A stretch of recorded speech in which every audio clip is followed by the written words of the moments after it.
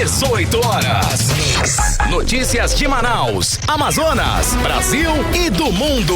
Agora na Mix. Muito boa noite para você sintonizado aqui em 100,7. Obrigada pela sua companhia. Você aqui no melhor Mix do Brasil. Estamos juntos até às 7 da noite aqui no programa 18 horas. Um salve para quem nos acompanha nas redes sociais, no @18 horas News, lá no YouTube, no Instagram. Eu, Karime Leão e Artemisa Gadelha. Boa noite, Artemisa. Boa noite, Karime. Sextou. Para você que está acompanhando aqui a Rádio Mix, o programa 18 horas, do seu trabalho, de casa, do carro, você está no melhor Mix do Brasil. 18 horas. Vamos aos destaques de hoje do 18 horas. O governo do Amazonas já gastou com publicidade quase R$500 bilhão. Este é o maior gasto na Secretaria de Comunicação do Estado de toda a história do Amazonas. As últimas preparações e análises para o primeiro turno das eleições neste domingo.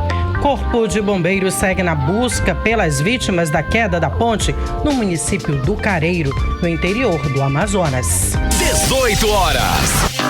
Começa agora o programa 18 horas de hoje, sexta-feira, dia 30 de setembro, e o ano é 2022. Você está ouvindo 18 horas.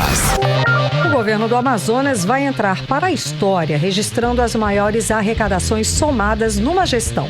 Só no primeiro semestre deste ano arrecadou mais de R$14 bilhões. Bom, por outro lado, o governo também bate outro recorde. Vai entrar para a história com o maior gasto em publicidade. Em 3 anos e 8 meses, o governo do Amazonas já pagou quase R$500 bilhões exclusivamente com propaganda. Pois é, Karime, é a crítica da população que noticiamos sempre aqui no programa 18 horas. É justamente sobre a falta de critérios nos gastos. A questão sobre qual é a prioridade desse investimento. Vou dar um exemplo da segurança pública. No ano passado, o governo até anunciou o investimento de R$280 milhões no programa Amazonas Mais Seguro.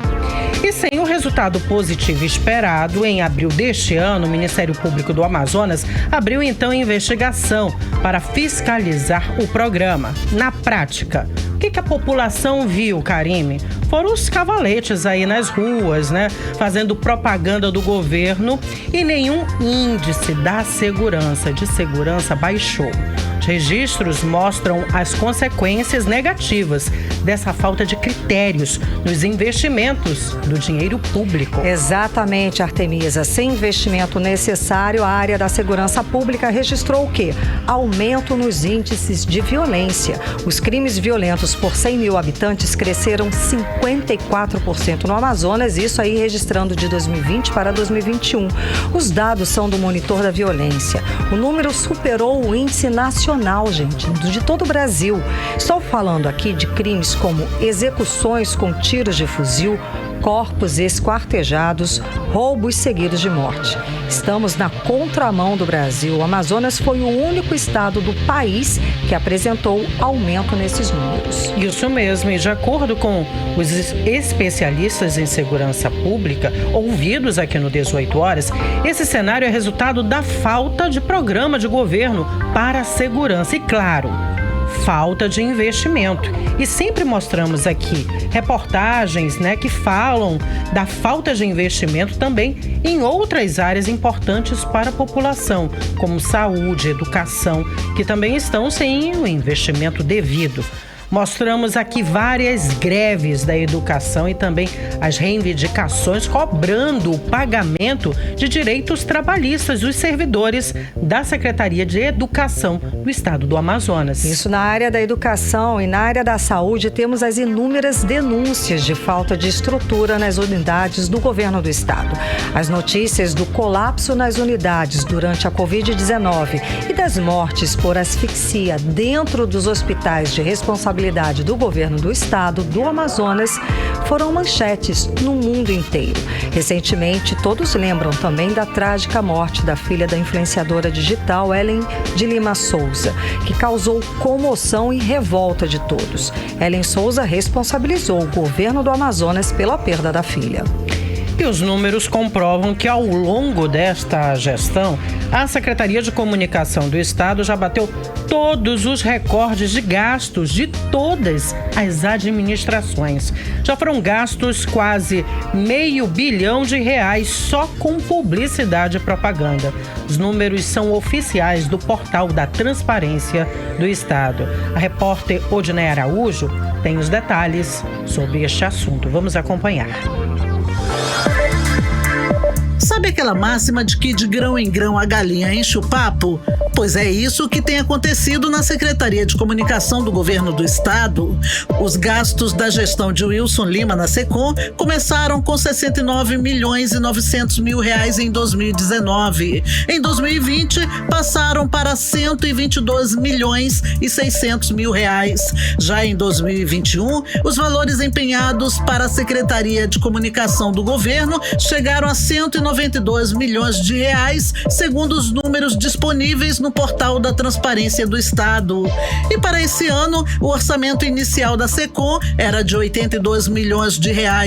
O certo é que, aos poucos, a gestão do governo Wilson Lima já gastou em 3 anos e 8 meses mais de R$498 milhões, ou seja, quase R$500 bilhão somente em publicidade e propaganda. É o maior gasto na SECOM de toda a história do Amazonas. Esses números constam no portal da Transparência do Estado. O sociólogo e professor da Universidade Federal do Amazonas, Luiz Antônio Nascimento, lembra que a prestação de contas dos gastos públicos é uma obrigação do governo e daí a importância da Secretaria de Comunicação. O problema, porém, é quando se usa esse dinheiro para valorizar as ações do governante e não do Estado. Então você anda nas ruas e você vê outdoors, por exemplo, de uma cidade, que você diz de um estado, que você diz, mas peraí, que cidade é essa? Que estado é esse? Do jeito que tem na propaganda, estão as mil maravilhas. Uma ocasião eu andava ali perto, num lugar qualquer da cidade, e tinha outdoors falando de uma segurança pública, e eu ficava pensando, mas que lugar que é isso? Eu não conheço essa cidade, eu não conheço esse lugar no Amazonas que tem essa segurança que está publicado. Ou seja, tem comunicação que está vendendo alhos por bugalhos. O que o governador fez num estado que você tem tantas dificuldades, num estado que você tem tantas necessidades urgentes, é um escárnio que o governo gaste quase R$500 milhões desde o início do governo para fazer publicidade. O sociólogo critica o uso desses valores em comunicação e diz que é preciso investigar. Não tem nada, é só publicidade dos atos do governador. E muita compra de voto, muita compra de consciência, mais do que compra de voto, é muita compra de consciência. Por quê? Porque esse dinheiro vai alimentar a rede de comunicação do Estado. As empresas de televisão, as empresas de rádio e, em especial e sobretudo, os blogs e os portais de notícias, que são aqueles que produzem notícias e informações. Com esse volume de dinheiro, é isso que acontece. Os amigos do governador não têm defeito, ou, de outra maneira, os atos do governador são todos legítimos, e quem falar diferente disso, a gente desmonta, a gente desconstrói. A SECOM não se pronunciou sobre o assunto. Odinei Araújo para o 18 horas. Você está ouvindo 18 horas. Agora em Manaus, 6h09. Vamos para Brasília conversar com o nosso correspondente Carlos Eduardo Matos. Cadu, a sensação que eu tive é que o Brasil parou para assistir ao debate de ontem da TV Globo, com os candidatos à presidência da República. Cadu, conta pra gente as análises do resultado desse debate. Memes a gente sabe que teve muito, não é? Boa noite, Cadu. Com certeza tem muita gente bocejando até agora, né, Karime? Porque a briga foi até 2h30 da manhã, imagina. E hoje pegou no celular e acompanhou os memes aí, né? Boa noite pra você, Karime. Boa noite, Artemisa. Boa noite, ouvintes do programa 18 horas e a todos que nos assistem ao vivo. Karime, o fato é que o debate da TV Globo não foi decisivo para o ex-presidente Lula, viu? Muito pelo contrário. Como dizem os mineiros, o caldo entornou e a certeza de vitória do PT no primeiro turno acabou não vindo. Por enquanto, o cenário segue incerto. Não há como cravar a vitória de Lula nesse domingo, viu, Karime? A gente esperava que o debate da Globo fosse dar alguma certeza, né, digamos assim, ser a cereja do bolo, mas isso acabou não acontecendo. O que vem dando esperança aos petistas são os resultados das últimas pesquisas, que apontam que Lula tem um pouco mais de 50% dos votos válidos. Esse um pouco mais não garante nada, né? Lula até que foi muito bem no debate, Karime. Ele conseguiu mostrar que estava mais bem preparado, passou a imagem de firmeza, segurança, domínio dos assuntos, né? Ele seguiu de fato a orientação de sua equipe de marketing, ou seja, mostrar os dentes somente quando fosse provocado, né? O que realmente aconteceu, mas ele não conseguiu fugir das investidas do padre Kelmon, né? Que é outra incerteza, se ele é padre mesmo, enfim. Mas no todo, Lula foi melhor em relação aos dois últimos debates, mas o picadeiro armado pelo Carlos Bolsonaro acabou embaralhando o cenário, tirando o protagonismo de Lula que ele tanto precisava. E hoje, passada toda essa tensão da noite e da madrugada, né, foi dia de analisar o cenário, como é que ficaram as pedras no tabuleiro. O PT até contratou uma empresa de marketing para avaliar os impactos do debate da TV Globo na campanha de Lula. E a conclusão, segundo o PT, é de que as perdas foram mínimas e que, portanto, Lula segue vivo na expectativa de vitória no primeiro turno. Então os estrategistas de campanha levantaram a cabeça e agora pintou-se aí já um clima de já ganhou no comitê de campanha. Tanto que a Justiça de São Paulo autorizou agora à tarde os petistas de ocuparem a Avenida Paulista para fazer uma possível festa da vitória nesse domingo. Sei não, hein, Karime? É preciso ter muito cuidado aí com o excesso de confiança, né? A história tá aí para contar os casos fracassados de salto alto, né? Verdade. E quanto ao presidente Bolsonaro, Karime e Artemisa, a missão dele era uma só: desgastar Lula, tomar votos dele e levar a disputa para o segundo turno. Para essa missão, ele chamou aí o padre Kelmon, né, para dividir o fronte. Tem até fotos deles dividindo papéis, enfim. A avaliação é que ele não conseguiu desgastar Lula, porque ele também foi surpreendido por uma aliada de última hora do candidato petista, que foi a senadora Soraya Tronic. Os grupos bolsonaristas concluíram que Bolsonaro se saiu muito bem, já que a missão dele de atrapalhar o caminho de Lula realmente foi cumprida. Quem saiu vitorioso nesse debate na Globo, Karime, foi a senadora Simone Tebet, que se manteve firme, não se envolveu nas confusões e elegantemente devolvia os lixos que lhe eram jogados. A exemplo daquela pergunta de Bolsonaro sobre a morte de Celso Daniel. Karime, Simone Tebet saiu em defesa da vice dela, a Mara Gabrilli, né, que na época testemunhou no inquérito policial. E ela respondeu para Bolsonaro meio que chamando ele de covarde ao não confrontar o Lula. Cadu, ela chamou ele de covarde olhando para ele. Exatamente. E repetiu várias vezes nessa resposta, meio que não, ela de fato olhando para a cara dele, né, Cadu, e chamou. Exatamente. Covardia exatamente. Sua então, falta de coragem não fazer essa pergunta para o candidato Lula. Ela foi firme, classuda, né? Muito incólume aí na sua postura, né? E tem outro momento, Karime. Ela disse que os escândalos de corrupção tiveram a omissão do partido dela, o MDB. Outro ponto aí que chamou bastante atenção e rendeu a ela muitos pontos aí para a senadora Simone Tebet. Essa sim saiu vitoriosa e isso com certeza vai se traduzir em votos no dia 2 de outubro. Os resultados para ela nessas eleições serão bem maiores aí em relação à pesquisa. Vai ser o efeito dessa boa participação dela na TV Globo. Agora, a senadora Soraya Tronic também chamou atenção nos embates com o padre Kelmon, né? Mas ela foi destaque aí, mas ficou bastante insegura ao falar de propostas. Então ela acabou memetizando o debate e não soube aí desenvolver muito bem o seu próprio projeto, que é aquele projeto do imposto único. Então, concluindo aí, Lula e Bolsonaro não se saíram bem como era esperado, né? Soraya Tronic mimetizou o debate e Simone Tebet acabou se dando bem. Ciro Gomes ficou naquele debate neutro, mostrou aquele perfil reacionário que ele sempre foi. Ele acabou não escolheu nenhum dos lados e acabou sozinho, mais uma vez. Karime e Artemisa. Cadu, boa noite.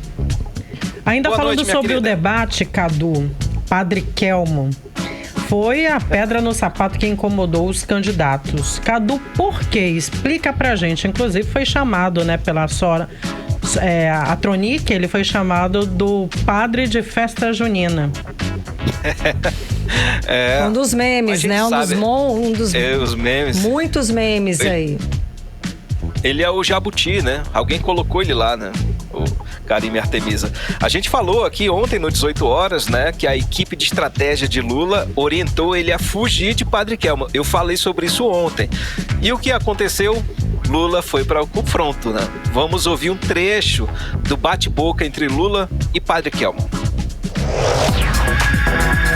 Eu sou cristão, casado na igreja, batizado, crismado e frequentador de igreja. Mas eu não estou vendo na sua cara um representante da igreja. Eu estou vendo um impostor.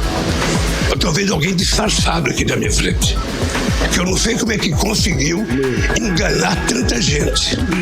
Talvez porque o seu chefe não pôde ser candidato, você resolveu ser o candidato laranja.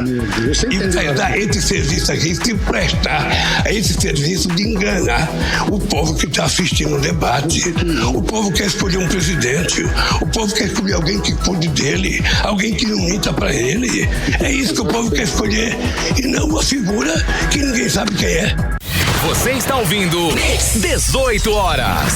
A gente acompanhou um trecho do debate de ontem da Rede Globo, um trecho em que Lula confronta o Padre Kelmo, que ele fala, o Lula está falando para o Padre Kelmo que ele é aí durante Padre Kelvin, candidato padre. Exato, candidato padre. Soraya Tronic. Né, olha, Karime, isso foi parte do entrevero, né? O que a gente separou aí foi parte da briga, porque foi muito maior. Quem assistiu sabe que a discussão foi muito mais ampla, né? E que eles quase saíram nos tapas, né? A Globo que não mostrou. Ficou ali focada no William Bonner, mas parecia ali que eles iam sair na mão. Eles tiveram ali momentos muito tensos, né? Ali o Lula perdeu realmente a cabeça para o Padre Kelmo.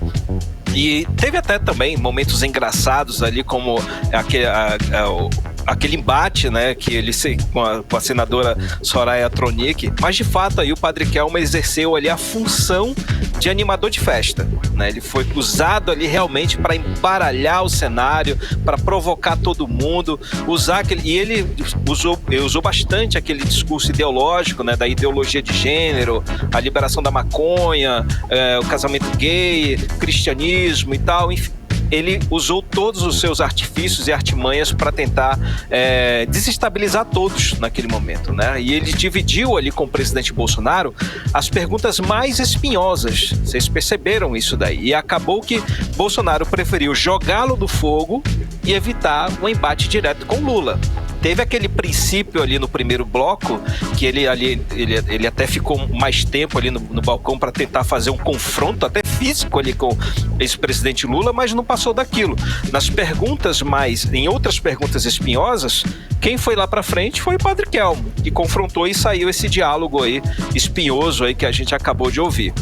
Como eu falei, teve esses momentos engraçados e que vocês já falaram que ele foi chamado ali de padre de festa junina e também abriu caminho para outros apelidos, né? Como o padre fantasiado, farsante, laranja de candidato. Enfim, o passado todo esse filme de horrores que também fez parte desse debate, cara, reforçando, né? O debate a gente fala que quer ouvir propostas, mas debate é um show, né? É um show em que a gente quer ver performance, segurança, firmeza, né? Quem tá mais ali, no fundo é isso daí. E passado todo esse filme, a mídia começou a entender melhor quem é o tal Padre Kelmo. E ele não é padre da Igreja Ortodoxa no Brasil. Ele faz parte da Igreja Ortodoxa no Peru. e ninguém sabe o que ele está fazendo aqui no Brasil. E hoje a CNBB, Conferência Nacional dos Bispos do Brasil, emitiu uma nota repudiando o comportamento e também os posicionamentos políticos do padre Kelmo e que, segundo a CNBB, não são condizentes com a postura da Igreja Católica. E também repudia o fato dele se chamar de padre, até porque isso remete à Igreja Católica tradicional, que tem muito, cuja maioria aí segue todo o Brasil. Então esse de fato aí foi a pedra no sapato. O padre Kelmo, os grupos aí bolsonaristas dizem que ele foi o craque do jogo. Não foi nada, ele foi um palhaço, né? Artemisa e Karime. Cadu, é muito triste, afinal de contas estamos falando de um debate aos candidatos da presidência da República do país, que vai direcionar o nosso futuro, né, Cadu? Fala. Só um comentário, eu tô lembrando aqui do Daciolo. Vocês lembram do Daciolo em 2018? Sim. Que ele teve muito meme também, que ele falou sobre o Foro de São Paulo, quando ele confrontou o Ciro Gomes. Olha, você é líder do Foro de São Paulo. Aí surgiu aqueles memes, e ele é um cara que ele se saiu muito bem, porque ele é, por ser evangélico também, de uma raiz ideológica muito forte, mas ele pregou bastante o amor nas redes sociais, ele colocava o arco-íris atrás dele, ele próprio fazia sua própria imagem voltada ao bem, ao amor. Ele não saiu tão mal naqueles debates, ele atrapalhou muito, mas no final ele não saiu tão mal quanto esse padre Kelmo, não. O Daciolo tá, ele era uma figura que realmente representava o que ele dizia ser. Diferente do padre, que não é padre, enfim. Daí a gente vê um resumo dos candidatos à presidência da República, que basicamente produziu um monte de meme. E a gente não ouviu, de fato, o embate de ideias, a melhor análise, um debate de conceitos de como vamos ser governados para os próximos 4 anos. E isso que é muito ingrato, injusto para o eleitor, para quem ficou assistindo.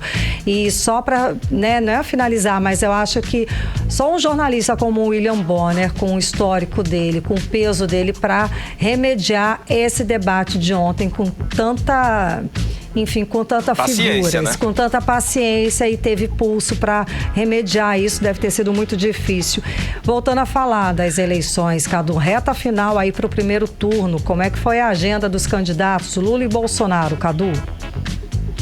Passada essa loucura do debate, né, Karime, os candidatos voltaram para a rua para fazer campanha. Jair Bolsonaro colocou o pé na estrada e visitou a cidade hoje de Poços de Caldas, em Minas Gerais. A gente falou aqui que Bolsonaro está em desvantagem lá naquele estado de Minas Gerais, que provavelmente vai decidir a eleição nesse domingo. A agenda dele prossegue nos estados aí de Santa Catarina e finalizando em São Paulo. O ex-presidente Lula teve a agenda no Rio de Janeiro, onde ele tenta fortalecer a campanha de Marcelo Freixo para governador, que está perdendo aí por 10 pontos nas pesquisas para o candidato de Bolsonaro, que é o Cláudio Castro, tá disputando a reeleição, né? Ele é o governador tampão após a saída de Wilson Witzel, né? Depois ele seguiu para Bahia e Fortaleza, e amanhã tem caminhada no estado de São Paulo. Todo mundo aí com o pé na estrada, correndo atrás do prejuízo. Ciro Gomes está no Ceará, base política dele, fazendo campanha e também tentando resolver o problema do racha na própria família. Ciro vai muito mal no próprio estado, onde o candidato dele ao governo está perdendo para o candidato de Lula. E Simone Tebet foi para o Rio de Janeiro, passou o dia lá e amanhã segue para o estado dela, Mato Grosso. Ela ia para São Paulo, mas como no Rio de Janeiro está chovendo muito, não conseguiu voar para São Paulo, cancelou a agenda. Então ela preferiu seguir amanhã, finalizar a campanha no estado dela, Mato Grosso do Sul.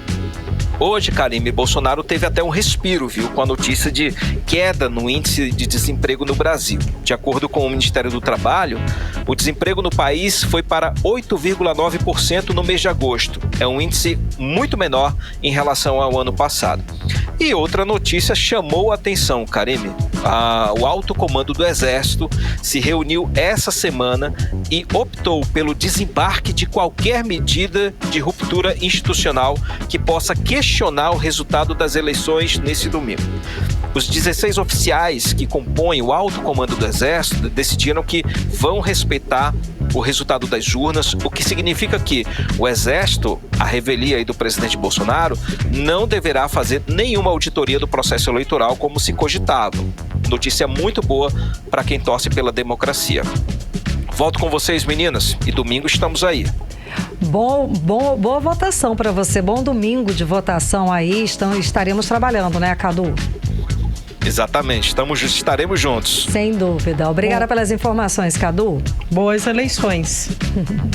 Valeu, Artemisa. Tchau, tchau, gente. Tchau, tchau. Agora em Manaus, 6h25, você segue no Melhor Mix Brasil, no programa 18 horas até às 7 da noite, com as informações mais importantes para você. Você está ouvindo 18 horas. E é neste domingo que o Brasil elege presidente, governadores, senadores, deputados estaduais e federais para os próximos 4 anos, né, Artemisa? Isso mesmo, Karine. E a repórter Nathalie Moraes preparou uma reportagem destacando o que a gente precisa saber para não ter problemas na hora do voto. Vamos conferir? Faltam apenas 2 dias para a chegada das eleições. As urnas eletrônicas já foram lacradas e estão prontas para a festa da democracia no próximo domingo. Este ano, serão mais de 156 milhões de eleitores em todo o Brasil. Aqui no Amazonas, segundo a Justiça Eleitoral, 2.352.330 eleitores estão aptos para votar neste domingo. O supervisor da propaganda eleitoral do TRE no Amazonas, Rui Melo, fez um alerta ao horário de votação, que na maior parte do Amazonas, incluindo Manaus, terá início às 7 da manhã e terminará às 4 da tarde. Nesta eleição, nós vamos ter uma mudança radical no horário de votação. Então, o eleitor, além de levar a cola, porque são diversos cargos em disputa, o eleitor não pode perder muito tempo lá na urna, ele tem que atentar que o processo de votação aqui em Manaus, ele vai começar às 7 horas e vai se estender até às 16 horas. Por outro lado, 11 municípios do sudoeste do estado, que tem fuso horário do Acre, os eleitores deverão comparecer às urnas de 6 da manhã às 3 da tarde. Segundo o juiz da Comissão de Fiscalização do TRE no Amazonas, Carlos Queiroz, esse horário segue decisão do Tribunal Superior Eleitoral, que uniformizou o horário de início e encerramento da votação em todo o Brasil nas eleições deste ano. Com a decisão, todos os estados terão que seguir o horário oficial de Brasília. No estado com dimensões continentais e por questões óbvias nós temos uma questão também de fuso horário. Antes de sair de casa, anote em um papel a ordem dos cargos que você deverá preencher na urna eletrônica e os números dos candidatos e das candidatas que pretende votar. Essa colinha vai ajudar e muito na hora que você estiver em frente à urna. Afinal, são muitos números para lembrar. Nesse domingo, você vai votar nessa ordem: deputado federal, deputado estadual, senador, governador e, por último, presidente da República. Para votar, é necessário apresentar apenas um documento de identificação oficial com foto. A apresentação do título de eleitor não é obrigatória. Então, antes de sair de casa, veja se você está levando todos os documentos necessários. É possível votar com a versão digital do título de eleitor, o e-Título, aplicativo gratuito da Justiça Eleitoral, disponível na loja de aplicativos até este sábado. Mais uma dica: confira a sua sessão de votação ainda hoje para não ir para o local errado. Você pode fazer isso de 3 maneiras: pelo aplicativo e-Título, pelo portal do TSE e pelo Tira Dúvidas do Tribunal Regional Eleitoral no WhatsApp. Tudo bem simples e rápido. Lembrando que o voto é obrigatório para os maiores de 18 anos e facultativo para os analfabetos. Maiores de 70 anos e pessoas com idade entre 16 e 17 anos. Nathalie Moraes para o 18 horas. Você está ouvindo 18 horas. Bom, então lembrou aí na reportagem da Nathalie Moraes, para você não esquecer, eu vou ressaltar aqui, o horário de votação aqui em Manaus mudou. Vai das 7 da manhã até as 4 da tarde, ok? Ok. Bom, já falamos aqui no 18 horas sobre as responsabilidades do presidente da República e do governador do estado, não é, Artemisa? Isso mesmo, Karine. Hoje eu fechei reportagem para explicar melhor as atribuições dos deputados estaduais, federais e também os senadores da República. Vamos acompanhar? Os deputados estaduais são eleitos pelo voto direto a cada 4 anos. No Amazonas, são escolhidos 24 deputados, que devem atuar na Assembleia Legislativa. O número é proporcional à população do estado. Cabe ao deputado estadual votar, propor e alterar projetos de lei. A Assembleia Legislativa do estado também tem a atribuição de fiscalizar o governador, como também outros poderes, o Tribunal de Contas e ainda outros órgãos constitucionais. O deputado precisa acompanhar os problemas sociais das comunidades que ele representa, intermediando conflitos e propondo soluções. Os deputados federais também são eleitos pelo voto direto para um período de 4 anos, com base em Brasília, capital federal, no Congresso Nacional. Os parlamentares precisam propor, discutir, aprovar ou barrar leis. Só neste caso, os deputados federais também são eleitos pelo voto direto para um período de 4 anos, com base em Brasília, capital federal, no Congresso Nacional. Os parlamentares precisam propor, discutir, aprovar ou barrar leis. Só que neste caso, leis federais. E ainda votam e discutem medidas provisórias editadas pelo governo federal. As propostas de lei são votadas no plenário ou nas comissões temáticas, Comissão de Justiça, Saúde, entre outras. Os deputados são responsáveis pela fiscalização e controle do Poder Executivo, juntamente com o Tribunal de Contas da União, órgão responsável por avaliar a aplicação dos recursos públicos, fiscalizando também os atos do presidente da República e do vice-presidente. Por último, os senadores da República. O senador é eleito para um mandato de 8 anos por meio de eleições diretas. Entre as funções de um senador, integrar as comissões do Senado, que podem ser temporárias ou permanentes.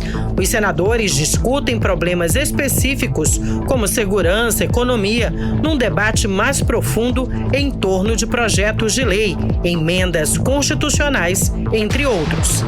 Cabe também ao senador o papel revisor, avaliando propostas e projetos que já foram votados na Câmara dos Deputados. Ainda processar e julgar o presidente da República, vice-presidente, ministros do Supremo Tribunal Federal, entre outros, como também escolher ministros do Tribunal de Contas, indicados pelo presidente da República, e outros cargos que a lei determinar. Autorizar operações externas de natureza financeira, de interesse da União, dos estados, do Distrito Federal, dos territórios e dos municípios. Artemisa Gadelha para o programa 18 Horas. Você está ouvindo 18 Horas. E daqui a pouco aqui no 18 Horas, Corpo de Bombeiros segue nas buscas pelas vítimas da queda da ponte no município do Careiro, no interior do Amazonas. É o nosso assunto em instantes. 18 Horas. E agora vamos conferir o tempo e a temperatura para esse final de semana com Karime Leão. Previsão do tempo. Segundo informações do Clima Tempo, para este sábado, a previsão é de sol e aumento de nuvens de manhã, com pancadas de chuva à tarde e à noite. A mínima prevista é de 23 graus, a máxima pode chegar a 34 graus. As chances de chuva são de 90% e a umidade relativa do ar fica entre 37% e 81%. Já no domingo, dia de eleição, vamos prestar atenção. Também a previsão é de sol com muitas nuvens durante o dia. Períodos de nublado com chuva a qualquer hora. A mínima prevista é de 24 graus e a máxima não deve passar dos 23 graus.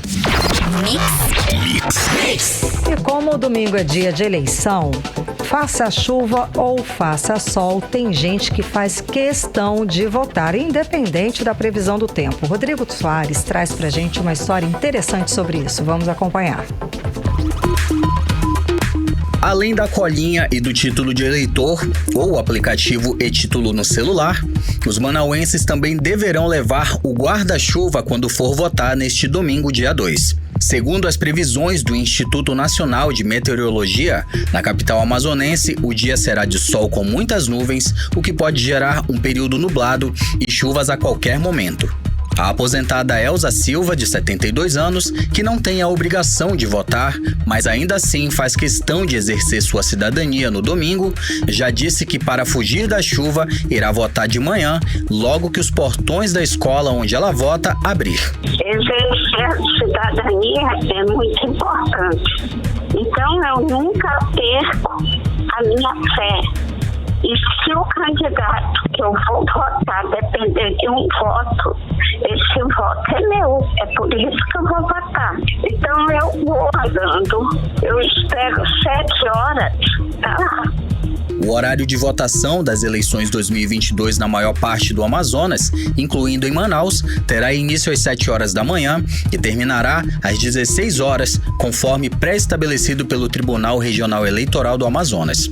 A designer Suelen Fonseca disse que espera que a chuva ao menos não caia no período da tarde.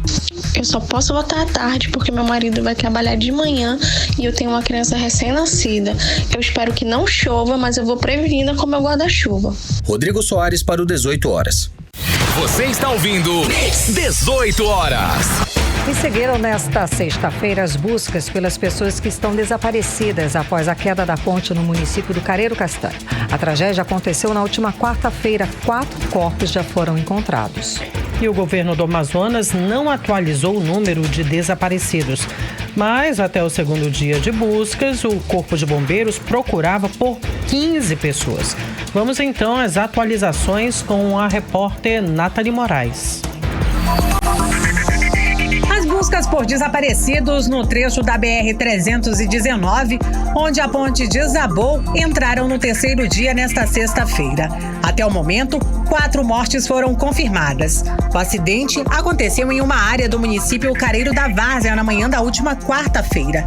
Veículos faziam a travessia da ponte sobre o rio Curuçá quando a estrutura desabou. Pelo menos 12 veículos afundaram com o desabamento da ponte. Nesta quinta-feira, o número de mortos subiu para 4. Outras 14 pessoas foram resgatadas com vida, sendo que 13 delas já receberam alta médica. A ponte faz parte da BR-319, o único acesso do Amazonas ao restante do país e apresenta já problemas há algumas décadas. Além da busca pelos desaparecidos que podem estar presos nos veículos que estão no fundo do rio, os mergulhadores trabalham na fixação dos cabos usados para içar os veículos. Segundo o Corpo de Bombeiros, o canal do rio é fundo e tem cerca de 20 a 25 metros de profundidade. O delegado da Polícia Civil, David Jordão, titular do Careiro da Várzea, esteve no local para iniciar as investigações, ouvindo as testemunhas do acidente. Isso é muito importante para nós da Polícia Civil, para que nós tenhamos dados concretos de quantas pessoas podem estar ainda ali dentro das águas, né? E graças a Deus e ao trabalho de toda a equipe, de todo o estado envolvido, nós conseguimos recuperar das águas mais um corpo.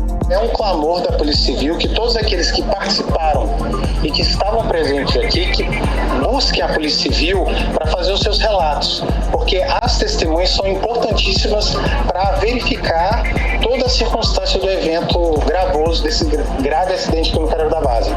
Além dos trabalhos submersos que estão sendo realizados durante o dia, as equipes também fazem varreduras em superfície à procura de outras vítimas. Nathalie Moraes para o 18 horas. Você está ouvindo 18 horas. E daqui a pouco, aqui no programa 18 horas, a Justiça Brasileira decide endurecer as medidas contra possíveis crimes político-partidário nas eleições deste domingo. É o nosso assunto em instantes. Você está ouvindo 18 horas. Agora 6 horas e 38 minutos, hora da gente saber de tudo a respeito dos bastidores da política local com Artemisa Gadelha. Artemisa, então, falta um dia para a eleição agora de domingo, né? Vamos fazer uma análise desse período eleitoral. Como é que você avalia a trajetória dos candidatos ao governo do estado do Amazonas, Artemisa? É provável que tenhamos aí um segundo turno também, igual a escolha para a presidência da República? Karime, bom, todas as pesquisas apontam que nós teremos segundo turno também aqui no Amazonas para governador do estado. Bom, a campanha de Wilson Lima, inclusive, vamos começar por ele, essa análise, a campanha dele talvez tenha sido a que mais tentou de todas as formas se manter nessa eleição justamente pela rejeição histórica, né? O Wilson Lima ele chegou a ter uma rejeição de quase 40%. Agora diminuiu um pouco, mas mesmo assim ainda é altíssima. Inclusive, se comenta nos bastidores, Karime, que o governador, o Wilson Lima, gastou o dinheiro do primeiro turno e parte também do dinheiro do segundo turno, porque ele corria o sério risco de não chegar ao segundo, já que possui a maior rejeição, como eu falei, entre os principais candidatos. Então, a aposta foi mesmo no derramamento, né, de dinheiro, só que no interior do Amazonas. Na capital, o Wilson, pelo que as pesquisas mostram, ele não tem chance, viu? E vários fatores pesam. Colapso da saúde, como nós já comentamos aqui, a falta de oxigênio na pandemia, a compra de ventiladores pulmonares, né, numa loja de vinho, superfaturada essa compra, o que levou, inclusive, o governador Wilson Lima a se tornar réu por unanimidade no Superior Tribunal de Justiça. E muita gente não esqueceu. A chance dele, na verdade, é no interior e, por isso, as pesquisas apontam que o governador deve ir, então, ao segundo turno com o Amazonino Mendes. A campanha de Wilson acertou, ao meu ver, na minha opinião, na linguagem mais simples, direta e mostrando aí a força, a jovialidade do governador. Errou na narrativa fantasiosa, jingles e slogans fracos. Bom, o candidato Amazonino Mendes, do PSDB e Cidadania, como eu já disse, ele é apontado aí nas pesquisas, né, liderando juntamente com Wilson Lima. Então, as duas vagas para o segundo turno, pelo que as pesquisas apontam, o Wilson Lima e Amazonino Mendes. Amazonino sempre esteve à frente em toda a pré-campanha e parte, inclusive, da campanha. Algumas pesquisas apontam ele empatado tecnicamente com o Wilson, enfim. Como o candidato Eduardo Braga, do MDB, disse outro dia, né? Há pesquisa para todos os gostos no momento. Amazonino tem a favor dele o legado, as obras, inclusive a pré-campanha dele mostrou bem o resgate das obras de Amazonino Mendes. Além também da transparência, Karime e ouvintes, do homem público. Ele afirmou várias vezes que nunca teve a Polícia Federal na porta da casa dele. Inclusive, é uma alfinetada aí ao governador Wilson Lima, que já teve tanto a Polícia Federal na porta da casa dele quanto na sede do governo. Até os adversários, né, elogiam aí todo o legado deixado por Amazonino. E como não há o que falar nessa área dele, então foi feito um trabalho para desconstruir aí a capacidade de Amazonino em governar o estado do Amazonas. Então foi colocada a idade, a velhice, enfim. Amazonino rebateu várias vezes que ser velho não é crime e disse que é possível governar e acompanhar o Amazonas, sim, de diversas formas, dentre elas com tecnologia. Amazonino tem um eleitor fiel, tem carisma, é aplaudido por onde passa. Ele ainda é o candidato que consegue emocionar nessa campanha. Mas talvez tenha faltado aí chegar com mais intimidade justamente naquele eleitor mais jovem e também no público que ainda duvida, né, se ele é capaz ou não de governar o estado do Amazonas. Mas Amazonino também teve uma campanha que a gente pode analisar, né, comparar com o Wilson Lima, com recursos, né, menos voltosos, né, como o de Wilson Lima. Então, mas se a gente comparar com todos esses recursos de Wilson Lima, Amazonino, aos 82 anos, teve aí um poder incrível, né? Com 4 mandatos no estado, ele chegar aqui com todo esse peso, com toda essa força política. Eu acredito que ele vai dar muito trabalho com quem estiver com ele no segundo turno. E arrisco dizer que provavelmente seja Amazonino e o Wilson Lima. Não acredito que Eduardo Braga esteja no segundo turno. Amazonino também apresentou várias propostas interessantes, né, para caso seja eleito ao governo do estado do Amazonas. Eduardo Braga, ele cresceu principalmente após ter o apoio aí do candidato Lula. Mas como o Wilson carrega uma grande... Mas ele, como o Wilson, os dois carregam aí uma grande rejeição, principalmente na capital. Nem ele, nem o Wilson ganham aqui. No interior, eu acho que a briga vai ser grande.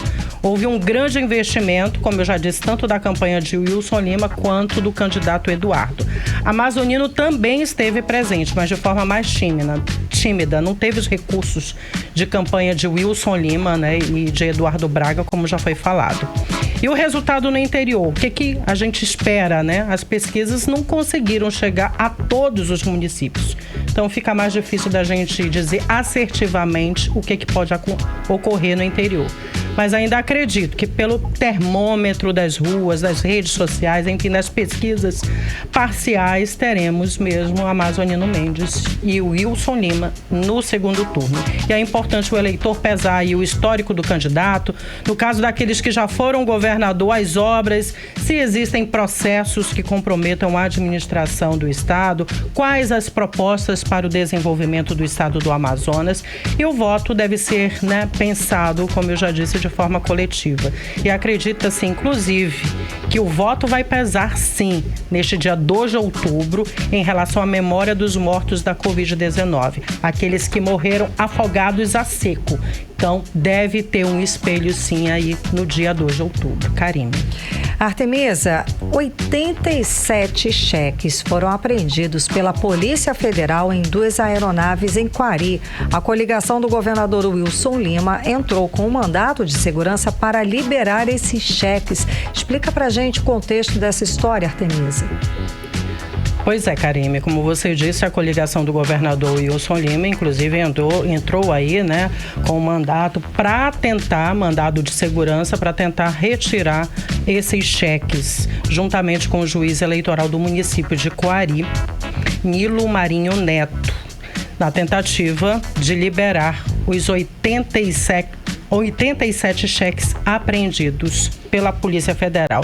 Essa apreensão ela ocorreu na quinta-feira e os cheques estavam em 2 aeronaves no aeroporto de Quari. Bom, o mandado de segurança ele deixa claro que os cheques realmente eram destinados à campanha do governador Wilson Lima e dos candidatos de sua coligação.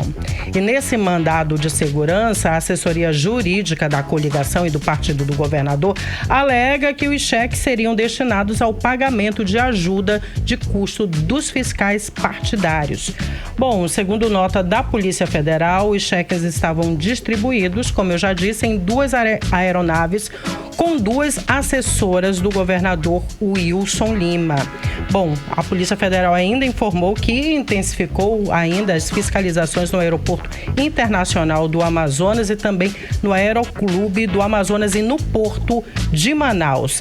Esses cheques estão assinados pela empresa FDL Maciel Eireli. E eu tive informações da nossa produção que essa empresa é uma gráfica. Agora, por que esses cheques estariam assinados por essa gráfica? E que não consta, viu? Não consta na Cefaz nenhum pagamento, tanto do governo do estado quanto do partido do governador Wilson Lima a esta empresa. Vamos aguardar aí, né, outras informações, novidades sobre esse caso. Karine. Obrigada pelas informações sobre os bastidores da política local nesses últimos instantes antes do primeiro turno das eleições. Agora em Manaus, 6h48. Você segue acompanhando as principais notícias do dia aqui no programa 18 horas até às 7 da noite. Você está ouvindo 18 horas. E como falamos aqui no 18 horas, estamos no meio de uma das eleições mais polarizadas e também violentas dos últimos tempos no Brasil. Com esse cenário, a Justiça Brasileira decidiu endurecer as medidas contra possíveis crimes político-partidário e criou uma resolução específica para isso, não é, Artemisa? Isso mesmo, Karime. Por determinação do Conselho Nacional de Justiça, os tribunais estaduais foram orientados a destinar uma vara criminal para tratar somente deste tipo de crime. Aqui no Amazonas, atos de violência por motivo político ou qualquer tipo de crime contra as eleições vão ser processados e julgados pela primeira vara criminal da comarca de Manaus. Repórter Odinei Araújo tem os detalhes. O Tribunal de Justiça do Amazonas divulgou detalhes da resolução número 29, que determina de quem é a competência para processar e julgar crimes violentos com motivação político-partidária. A primeira vara criminal da comarca de Manaus ficará responsável pelos processos e julgamentos desses atos, conforme orientações da Corregedoria Nacional de Justiça. É o que explica a juíza auxiliar da presidência do Tribunal de Justiça do Amazonas, Bárbara Nogueira. Foi uma determinação do Conselho Nacional de Justiça, por intermédio do Corregedor-Geral de Justiça.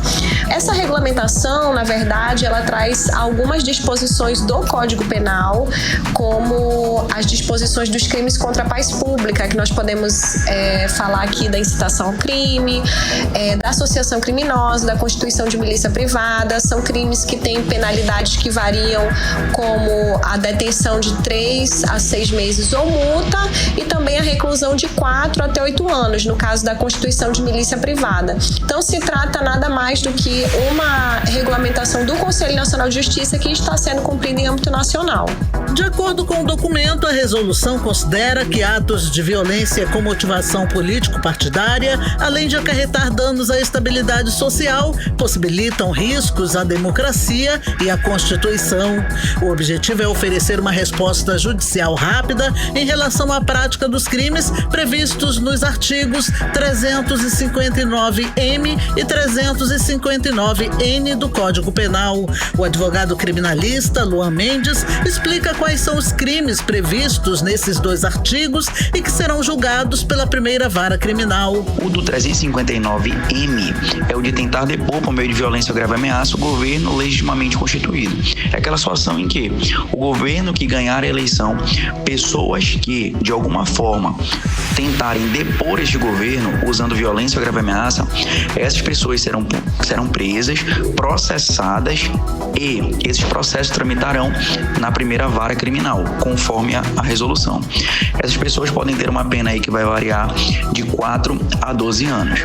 Já o 359-N nada mais é do que aquelas pessoas que de alguma forma tentem impedir ou perturbar a eleição ou até mesmo a aferição do resultado, usando indevidamente mecanismos de segurança do sistema eletrônico de votação estabelecido pela própria Justiça Eleitoral. Nesse caso, também haverá multa e prisão, de acordo com o advogado Luan Mendes. As pessoas que praticarem, de alguma forma, tentarem impedir a aferição da eleição, tentar de alguma forma impedir, tumultuar o momento do voto, essas pessoas podem ter uma pena que vai variar de 3 a 6 anos, mais o pagamento de multa. E o Tribunal de Justiça, ao editar a resolução, entendeu que, em decorrência de uma celeridade, de uma resposta judicial, essas pessoas vão ter, esses processos terão tramitação exclusiva na primeira vara criminal. As ações penais por crimes de violência político-partidária terão prioridade na tramitação sobre os demais processos. Odinei Araújo para o 18 horas. Você está ouvindo 18 horas. E agora vamos conferir a previsão do tempo para esta noite e madrugada com ela, Karime Leão. Previsão do tempo. Segundo informações do Climatempo, a previsão é de chuva rápida durante a noite e a madrugada. A mínima prevista é de 25 graus, a máxima pode chegar a 34 graus. As chances de chuva são de 67%. E a umidade relativa do ar fica entre 32% e 81%. Mix. Sextou, Karime, mesmo em meio às eleições e à lei seca, nós separamos para os nossos ouvintes algumas dicas para eles aproveitarem o fim de semana com programação teatral e feira de flores. Nós vamos conferir todos os detalhes dessa agenda com Nathalie Moraes. Nesta sexta-feira acontece uma aula gratuita de Zouk brasileiro no espaço Dança Braille na Zona Sul de Manaus. Ainda hoje, a Feira de Flores de Olambra continua sendo realizada na Praça da Saudade, no centro de Manaus. A programação é gratuita e hoje tem show do cantor Elano Lima com muita MPB e logo em seguida a apresentação de Vânia Nunes, ao som de muita música sertaneja até às 9 da noite. Já no sábado, o Estúdio 5, Centro de convenções, junto à Fit Dance Amazonas, vai lançar um novo espaço de dança instagramável, o Fit Dance Place Pocket. O espaço funcionará das 9 da manhã às 9 da noite até o dia 29 de outubro. O acesso é aberto ao público. Para a criançada, o clubinho da Alexa volta ao Manauara Shopping em comemoração ao Dia das Crianças. A digital influencer Alexa Ingrid vai comandar as brincadeiras no espaço temático. Entre as atrações, a criançada poderá viver as aventuras inéditas no jogo Vem Brincar com a Alexa. Toda a programação é gratuita, além de saber das curiosidades sobre a artista no Jogo da Memória. O Festival Teatro da Amazônia 2022, realizado pela Federação de Teatro do Amazonas, começa neste domingo. Toda a programação do evento é gratuita no centro de Manaus. Ainda no domingo, o cantor Wendel Pinheiro se apresenta no Caritoca às Antigas. Neste domingo, no Caritobar, na zona centro-sul de Manaus, os ingressos ainda estão disponíveis. Eu volto aos estúdios com vocês. Você está ouvindo 18 horas. Economia. E vamos aos indicadores econômicos desta sexta-feira. O dólar fechou negativo em menos 0,02%, cotado a R$ 5,39. O euro fechou em alta de 0,04%, cotado a R$ 5,28. O Bitcoin fechou em alta de 0,28%, aos R$ 104.808. O Ibovespa, principal índice da Bolsa de Valores brasileira, fechou em alta de 2,2% e encerrou o dia aos 110.036 pontos. Escuta esse dado. O Amazonas apresentou o maior índice de inadimplência do país em agosto. Apontam aí dados do Serasa. São quase 1,5 milhão de pessoas que não conseguem pagar suas contas, que somadas chegam a 5 bilhões e meio de reais. Pois é, Artemisa, muito dinheiro, né? E este é o 8º mês seguido que a inadimplência volta a crescer em todo o país também, chegando a quase 70 milhões de brasileiros. Um aumento de 0,5% em relação ao mês de julho. E a repórter Odinea Araújo tem mais detalhes. O amazonense é o mais endividado de todo o país, de acordo com o Serasa. O estado apresentou o maior índice de inadimplência do Brasil em agosto, com 51,44%. As dívidas com maior representatividade entre os inadimplentes seguem com o segmento de cartões de créditos e bancos, 28,8%, seguido de contas básicas como água, luz e gás, 22,1%, e financeiras com 13,8%. De acordo com a professora de Economia da Universidade Federal do Amazonas, Michele Aracati, a inadimplência gera impacto não apenas para quem está inadimplente, mas também ao próprio comércio local. E isso reflete diretamente para o empresário, pois o empresário ele deixa de vender com medo de ter dificuldades para receber. Então, uma pessoa inadimplente, ela acaba desorganizando todo esse cenário aí comercial, né? Isso é muito ruim para a economia.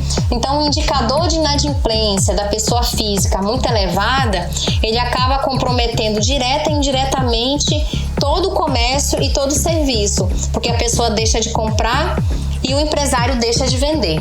Pelo 8º mês seguido, a inadimplência volta a crescer no país, chegando a 67.976.000 brasileiros. Somente aqui no Amazonas, são 1,5 milhão de inadimplentes, o que soma um montante de 5 bilhões e meio de reais, de acordo com Paulo Nakano, gerente do Serasa. Falando do estado do Amazonas, nós temos hoje quase 1,5 milhão de pessoas inadimplentes, são 5 milhões e meio de dívidas, que somando todas elas, nós temos 5 bilhões e meio de reais.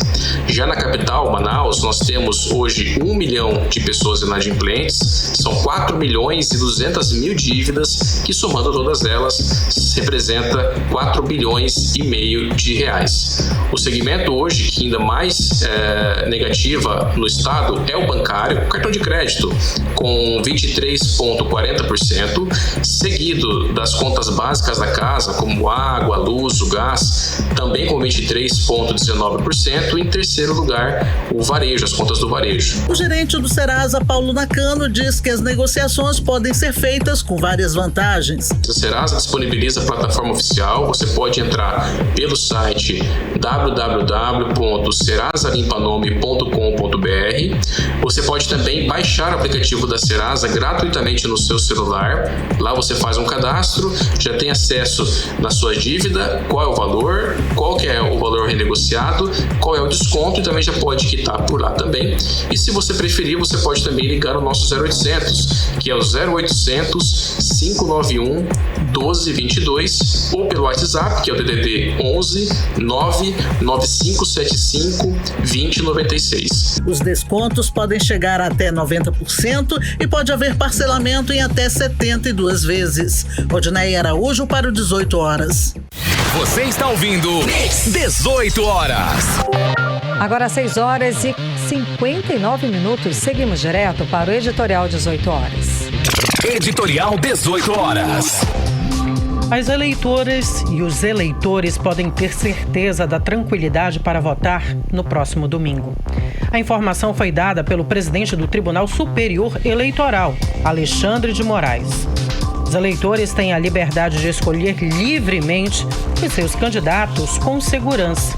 O ministro destacou a importância de evitar o discurso de ódio e de violência, que, segundo ele, é feito apenas por alguns radicais.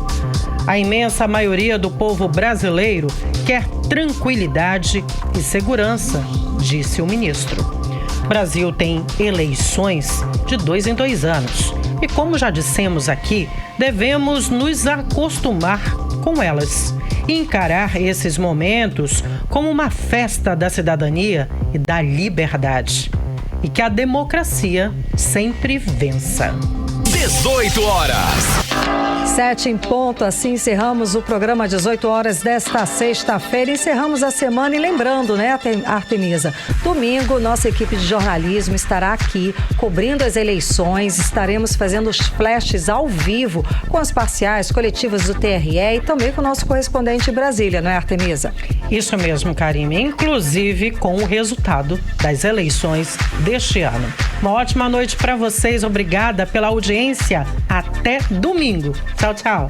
Gente, obrigada pela companhia. 18 horas volta na segunda-feira. Até lá. Beijo. Você ouviu 18 horas.